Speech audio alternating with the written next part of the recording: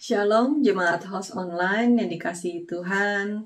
Senang sekali saya bisa bertemu dan diberi kesempatan untuk sharing firman Tuhan saat ini. Kita bersyukur bahwa Tuhan sudah memberikan segala sesuatu dalam kehidupan kita, bahkan baik dan buruk. Kita percaya ada campur tangan Tuhan dalam kehidupan kita ya jemaat Tuhan. Oleh sebab itu, saat-saat ini memang keadaan dunia nggak lebih baik ya. Ada perang di mana-mana, ada bahkan ideologi yang baru yang terus ditanamkan ke anak-anak muda kita. Kayaknya dunia ini kok bukan tambah baik gitu, tapi tambah buruk. Tapi sebagai anak-anak Tuhan, kita jangan ikut terbawa ke situasi yang bukannya membawa lebih baik, malah lebih buruk gitu. Jadi kita harus menjadi terang dan garam ya, dimanapun kita berada. Oke, sebelum kita sharing firman Tuhan minggu ini, saya akan berdoa buat saudara ya. Mari kita berdoa. Bapa dalam surga, kami bersyukur Tuhan untuk saat ini Tuhan. Kami jemaat-Mu Tuhan dengan setia boleh mendengarkan firman-Mu. Kami boleh belajar dengan pengertian-pengertian yang baru yang daripada-Mu Tuhan. Berkati hamba yang men-sharingkan firman ini Tuhan. Engkau yang terus berkata-kata Tuhan dengan perkataan-Mu Tuhan daripada lidah hamba-Mu ini Tuhan. Tutup bungkus kami dengan kuasa darah-Mu Tuhan. Segala sesuatu yang bukan daripada-Mu Tuhan, bahkan pengajaran yang tidak benar ya Tuhan, apapun Tuhan saat itu yang bukan daripada-Mu Tuhan, kami tolong patahkan dalam nama Yesus. Kami minta hadirat-Mu Tuhan memenuhi tempat di mana kami berada, baik kami di mobil, di perjalanan, di rumah, maupun dimanapun kami berada Tuhan. Engkau yang memagari kami dengan pasukan malaikat-Mu. Terima kasih Bapa, di dalam nama Tuhan Yesus. Haleluya, amin. Saudara, akhir-akhir ini kita banyak mendengar ya keadaan situasi dunia, peperangan di Israel, juga peperangan di Ukraina yang gak ada henti-hentinya juga. Mereka yang ada di sono tuh pasti susah banget ya. Kita bisa bayangkan bagaimana keadaan wanita, anak-anak, mereka yang anak-anak gak bisa sekolah, mungkin yang para ibu juga kehilangan para suaminya yang berperang. Kita nggak tahu harus bagaimana ya, tapi itu semua adalah bagian yang dunia ini tawarkan, perselisihan. Nah, kali ini firman Tuhan saya akan membahas saudara. Jadi perselisihan yang sehat, topik firman Tuhan hari ini. Jadi perselisihan itu tidak bisa dihindarkan ya. Mau di negara, mau di rumah tangga, mau di gereja, mau di tempat kerja, pasti ada perselisihan. Kenapa? Karena masing-masing kita itu punya pendapat sendiri. Masing-masing kita ini punya ideologi sendiri. Bahkan kita ini dibesarkan oleh latar belakang yang berbeda-beda. Tentu saja itu bukan menjadi hal yang mudah untuk kita tuh menjadi sama, menjadi tidak berselisih dalam segala hal. Tapi karena kita anak Tuhan, kita tahu firman Tuhan, mari kita belajar firman Tuhan bagaimana menyelesaikan perselisihan yang sehat. Mari kita buka firman Tuhan dari 1 Korintus 3 ayat 1 sampai 9. Jadi latar belakangnya adalah keributan di antara jemaat Korintus gitu. Jadi Pak Rasul Paulus itu di sini berkata, kenapa sih ada perselisihan gitu? Seperti anak-anak aja gitu berselisih. Tapi maksud Rasul Paulus itu bukan untuk tidak ada perselisihan, bahwa tidak ada maksud untuk di dunia ini pasti tidak ada perselisihan, bukan seperti itu. Tetapi di sini tuh perselisihan anak-anak Tuhan gitu loh. Jadi Rasul Paulus berusaha menjadi penengah gitu dalam keributan ini. Mari kita baca ya, ayat pertama. 1 Korintus 3 ayat 1 sampai 9. Dan aku, saudara-saudara, pada waktu itu tidak dapat berbicara dengan kamu seperti dengan manusia rohani, tetapi hanya dengan manusia duniawi yang belum dewasa dalam Kristus. Susulah yang kuberikan kepadamu bukanlah makanan keras, sebab kamu belum dapat menerimanya, dan sekarang pun kamu belum dapat menerimanya. Karena kamu masih manusia duniawi. Sebab jika di antara kamu ada iri hati dan perselisihan, bukan hal itu menunjukkan bahwa kamu manusia duniawi dan bahwa kamu hidup secara manusiawi. Karena jika yang seorang berkata, aku dari golongan Paulus, dan yang lain berkata, aku dari golongan Apolos, bukankah hal itu menunjukkan bahwa kamu manusia duniawi yang bukan rohani? Jadi apakah Apolos, apakah Paulus, pelayan-pelayan Tuhan yang olehnya kamu menjadi percaya, masing-masing menurut jalan yang diberikan Tuhan kepadanya? Aku menanam, Apolos menyiram, tetapi Allah yang memberi pertumbuhan. Karena itu, yang penting bukanlah yang menanam dan yang menyiram, melainkan Allah yang memberi pertumbuhan. Baik yang menanam maupun yang menyiram adalah sama, dan masing-masing akan menerima upahnya sesuai dengan pekerjaannya sendiri.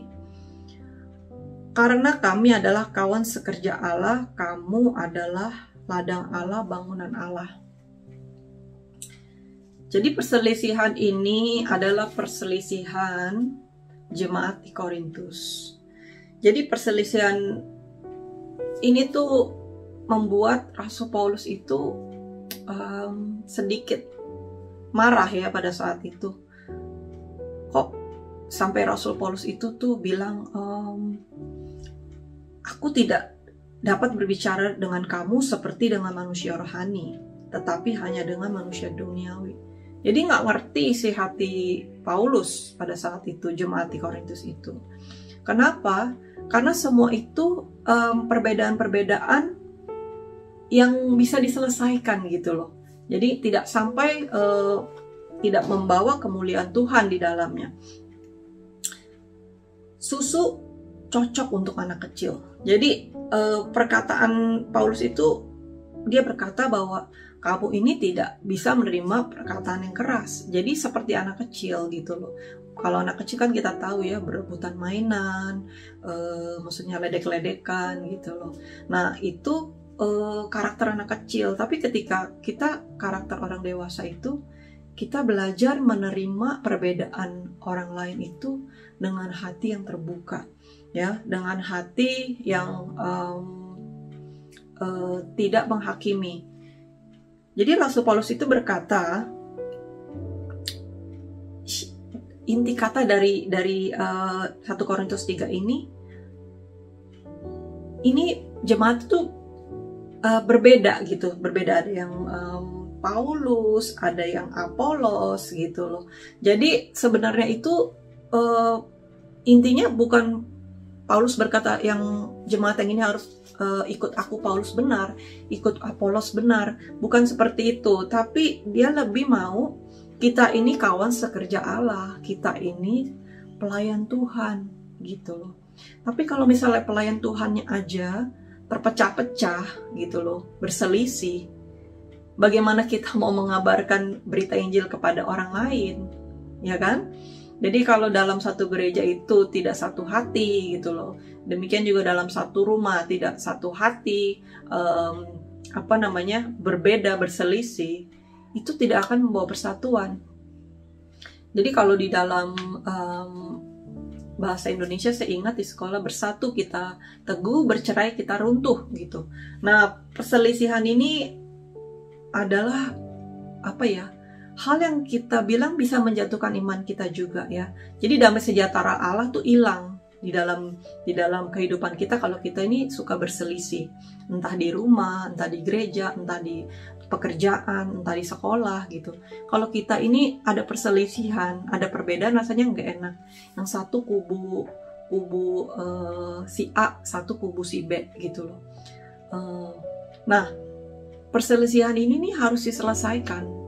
Jadi Rasul Paulus itu berkata di konteksnya ini adalah konteks gereja, ya, konteks jemaat.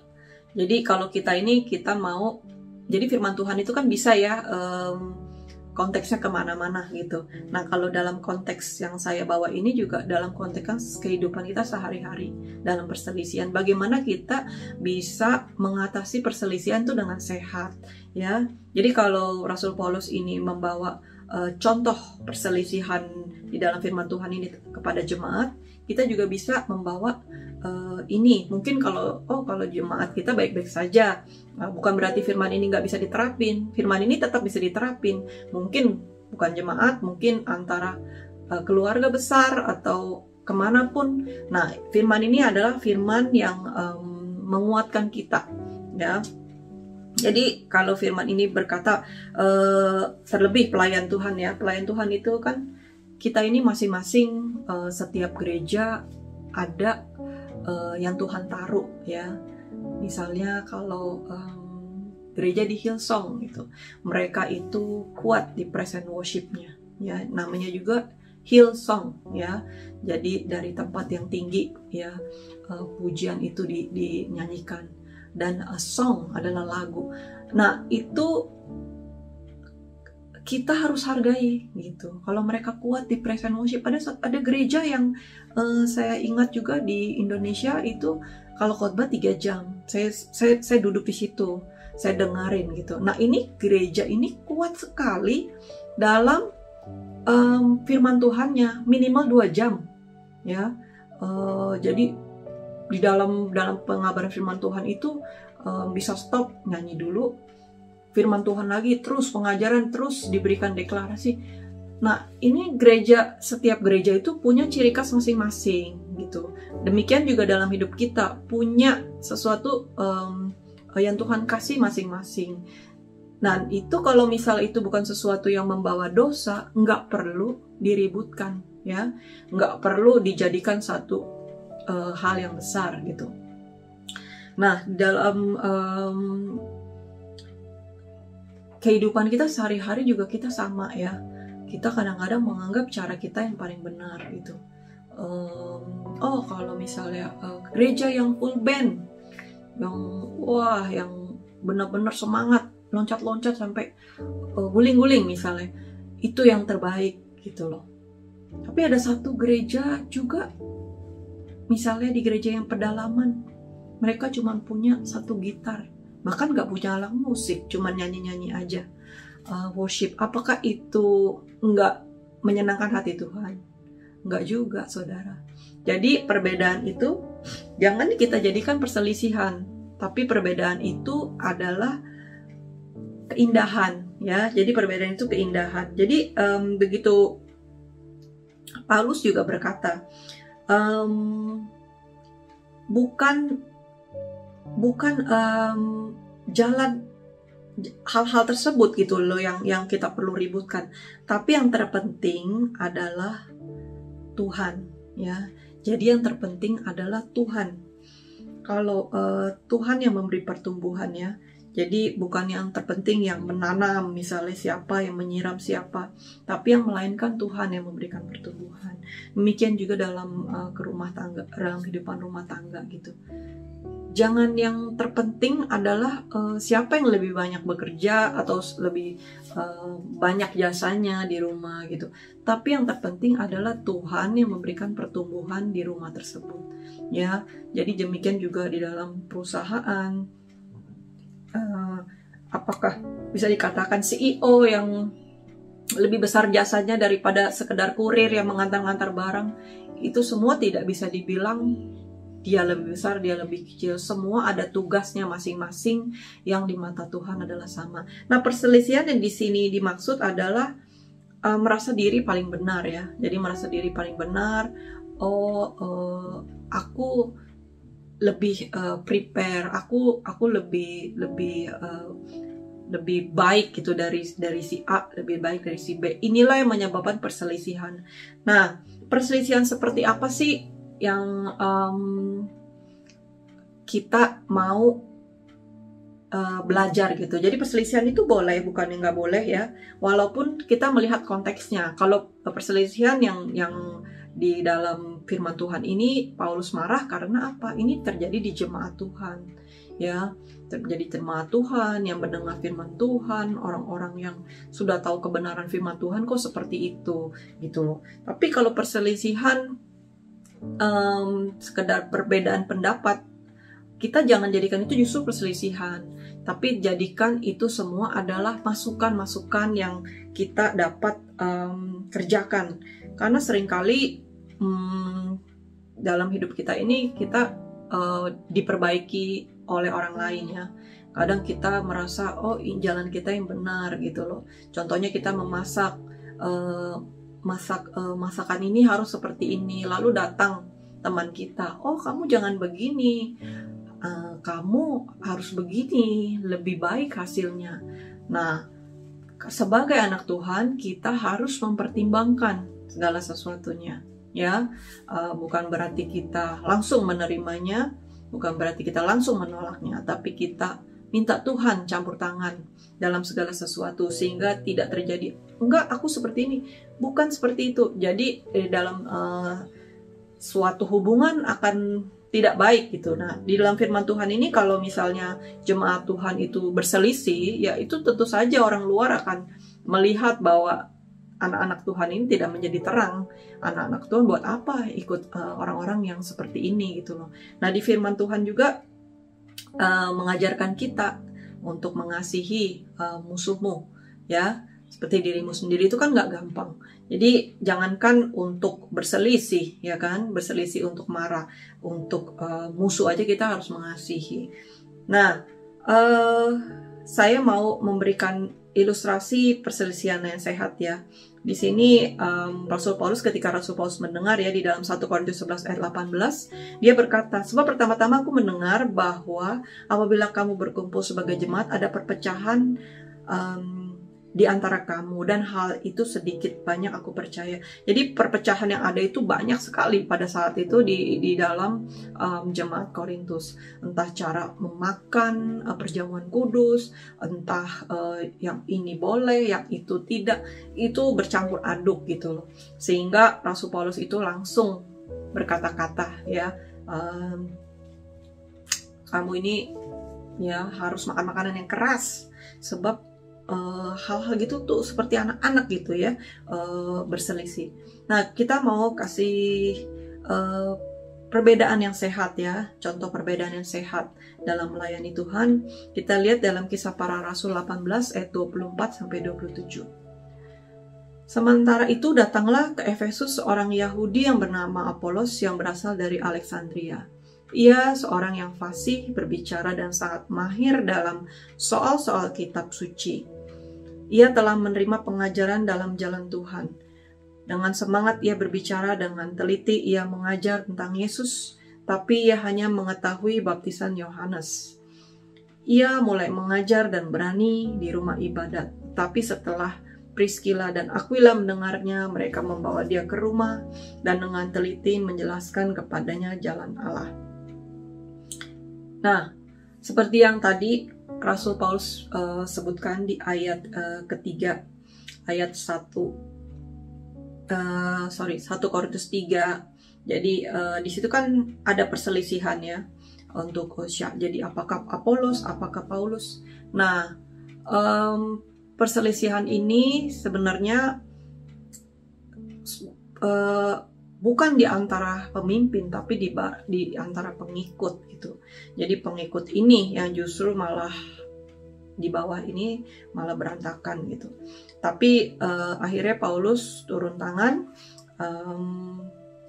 tidak penting gitu ya. Jadi tidak penting untuk berselisih siapa yang menanam, siapa yang menyiram, siapa yang, kalau kita di lingkungan mungkin rumah tangga, tidak penting siapa yang mendapatkan uang lebih banyak, siapa yang berjasa lebih banyak, atau di gereja siapa yang pelayanannya paling banyak, siapa yang nyanyinya paling bagus, siapa yang berkhotbah paling banyak, siapa yang jemaatnya paling banyak. Tidak perlu seperti itu. Yang penting adalah pertumbuhan yang ada di dalam kehidupan kita. Jadi pertumbuhan yang Tuhan mau kita itu bertumbuh di situ. Jadi segala perbedaan itu harus kita seperti apa? Nah, kita lihat ya di sini di Kisah Para Rasul ini, di ayat 26-nya, 18 ayat 26-nya berkata, tetapi setelah Priskila dan Aquila mendengarnya, mereka membawa dia ke rumah mereka dan dengan teliti menjelaskan kepada jalan Allah. Kalau misalnya ada satu perselisihan yang memang sangat membawa perbedaan yang besar ya, membawa sesuatu yang bahkan salah gitu ya, itu kita bisa mencari waktu yang tepat seperti yang dilakukan Priskila dan Aquila ya. Mereka membawa dia ke rumah mereka dan dengan teliti menjelaskan kepadanya jalan Allah. Jadi perselisihan yang sehat kalau sampai terjadi perbedaan yang tajam, bukan perbedaan cuman sekedar itu ya, bukan sekedar perbedaan bagusan putih atau bagusan abu-abu, bukan seperti itu. Tapi kalau sampai perbedaannya tuh tajam gitu, kita harus menemukan waktu yang tepat untuk berbicara secara empat mata. Ya mungkin bukan empat mata, cuman orang-orang yang ada kita berbicara dengan baik-baik ya. Kalau suami istri ya suami istri, kalau keluarga ya keluarga.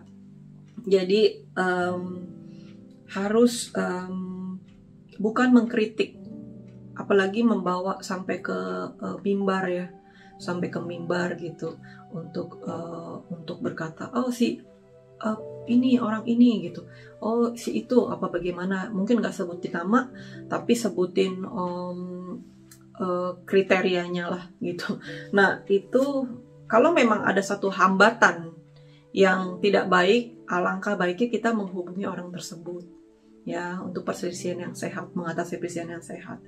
Jadi kita mungkin berbicara secara pribadi tentang orang tersebut gitu. Kita tidak perlu mengkritiknya secara di publik. Nah, kita juga percaya kalau orang dunia bisa bilang kalau kamu mengkritik, kalau kamu memberi pujian harus di depan publik. Kalau kamu mengkritik, kamu harus berbicara secara pribadi. Orang dunia aja bisa begitu, apalagi kita orang Kristen. Jadi kita pasti bisa begitu. Nah itu lebih baik daripada kita juga bergosip ya. Jadi kalau ada perbedaan itu bukannya untuk dijadikan bahan gosip gitu loh, apalagi dijadikan bumerang bagi orang tersebut, untuk dijatuhkan, untuk untuk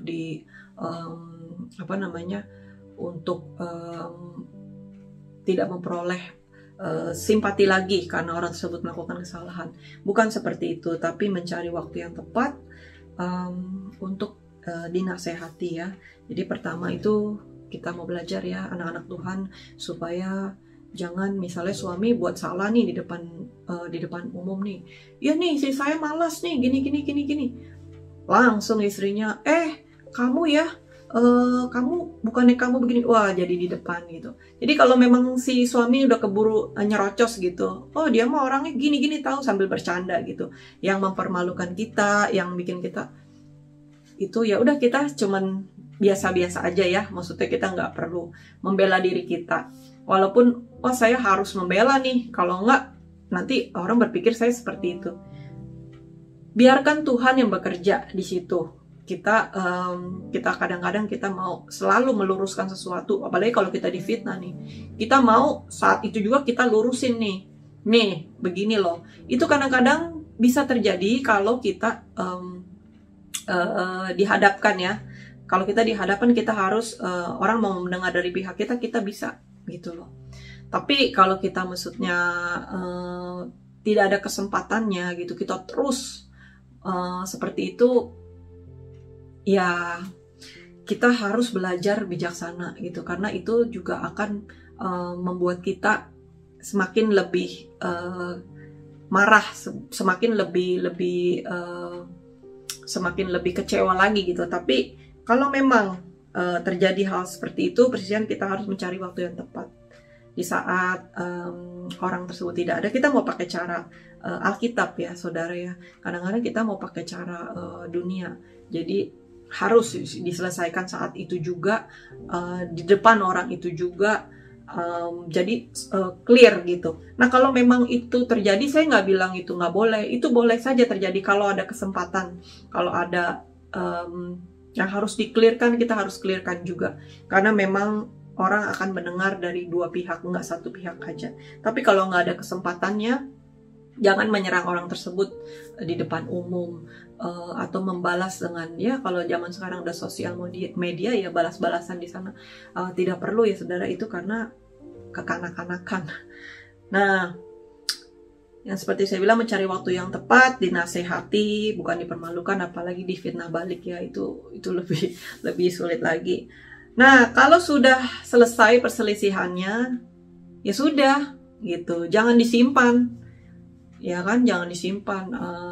Kalau misalnya kita sempat mengalami perselisihan yang tajam, suatu saat kita akan kembali bekerja sama dengan orang tersebut, atau ini kalau terjadi misalnya di kantor atau dimanapun gitu, kalau nggak di rumah gitu loh, nanti kita misalnya suami istri gitu, oh di kasus yang mirip-mirip seperti ini kita teringat lagi nih, kita flashback lagi, oh dulu dia gini nih, itu namanya masih nyimpan kepahitan ya saudara ya. Kita belajar untuk melupakannya.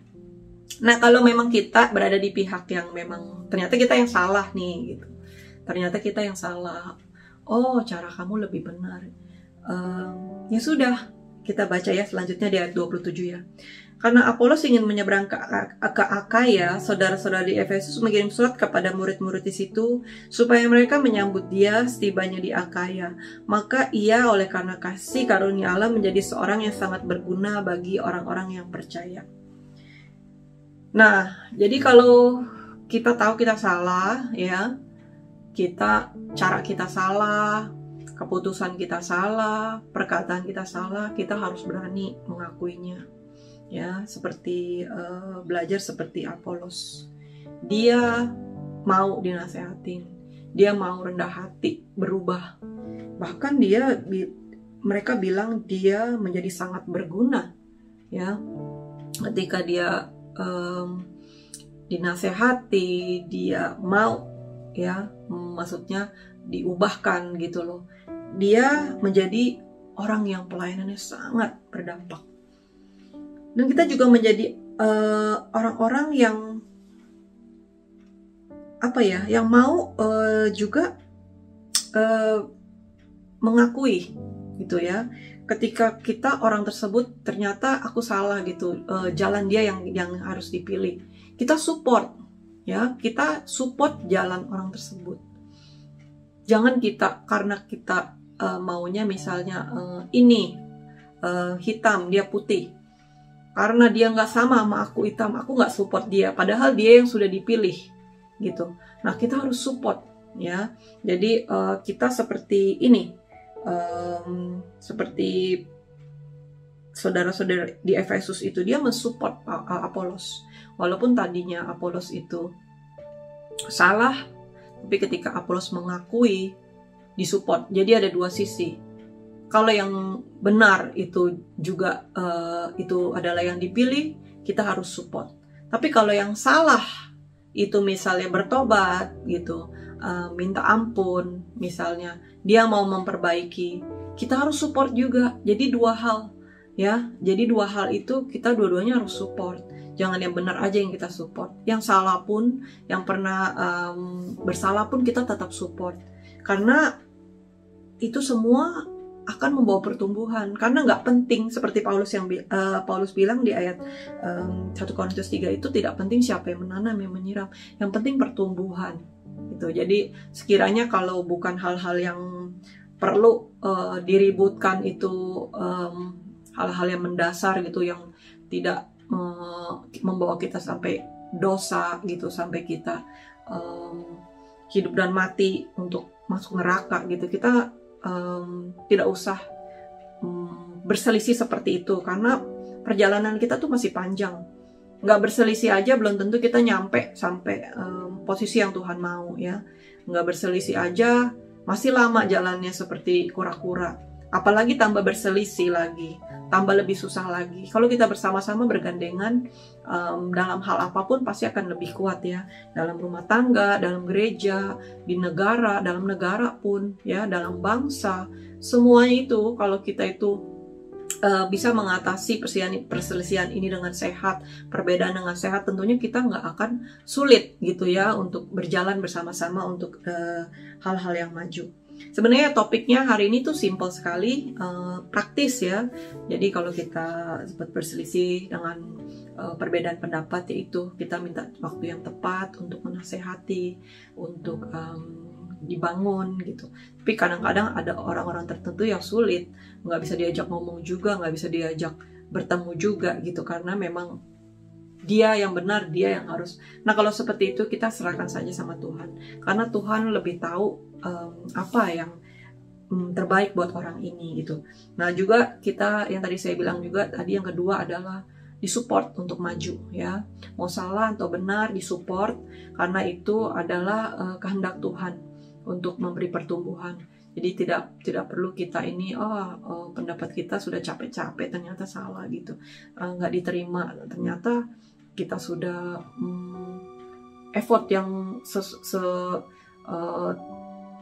sedalam-dalamnya kita mengerjakannya, kita serius banget gitu, tapi kita nggak dihargai, itu nggak penting. Jadi apa yang menjadi keinginanmu tuh kadang-kadang nggak penting di mata Tuhan selain keinginan Tuhan ya, karena Tuhan itu Tuhan yang berdaulat atas hidup kita. Kadang-kadang kita harus belajar untuk segala sesuatu. Mungkin firman Tuhan hari ini membantu kita untuk menguatkan kita ya, untuk menyelesaikan perselisihan dengan sehat.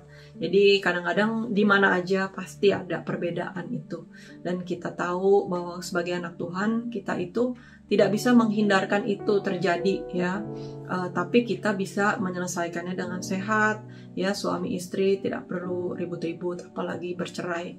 Nah saya juga tidak mau menghakimi, tapi kadang-kala kedua belah pihak itu ada campur tangannya ya. Jadi kalau dalam segala sesuatu, kalau kita menemukan hal-hal yang menjadi perselisihan dalam hidup kita, kita bisa pertama kita bisa berdoa, kita minta Tuhan juga melembutkan hati orang tersebut supaya kita bisa melangkah bersama-sama dengan cepat ya. Maksudnya dengan cepat memenuhi panggilan kita, dengan cepat kita bisa menyadari kesalahan kita, dan itu semua akan membawa kita kepada kemuliaan Tuhan, karena kita orang-orang yang penuh kasih, kita anak-anak Tuhan, kita orang-orang yang suka berdamai daripada suka berselisih. Mari jemaat Tuhan kita berdoa, kita mau mengakhiri.